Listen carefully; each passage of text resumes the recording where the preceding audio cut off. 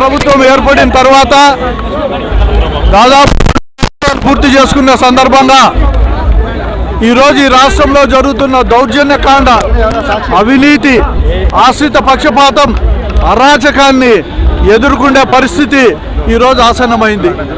ఎక్కడ చూసినా అవినీతే, ఎక్కడ చూసినా దోపిడీనే. ఈరోజు ఇచ్చిన హామీలు ఏవైతే సూపర్ 6 ఇచ్చాడో ఆ సూపర్ 6 కార్యక్రమాలన్నీ కూడా పూర్తిగా మోసపూరితమైనటివి.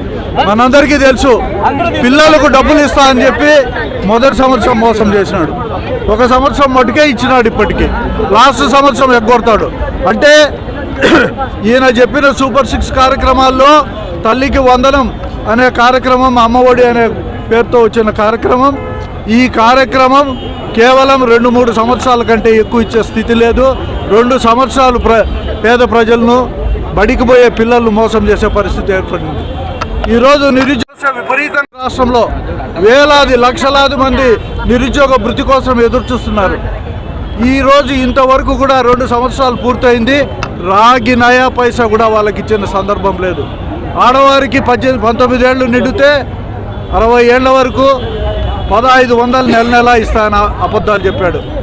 ఈ రకంగా ఎన్నో హామీలు ఇచ్చి గ్యాస్ సిలిండర్లు అంటాడు, ఇంకోటి అంటాడు, ఇవన్నీ చెప్పి మోసం చేసి ఈరోజు అధికారం వచ్చిన ఈ కూటమి కేవలం వసూళ్ల కూటమిగా ఈరోజు తయారైంది. అది ఎక్కడ చూసినా వసూళ్లే, ఎక్కడ చూసినా అవినీతి తప్పనిచ్చి ఏమీ లేదు.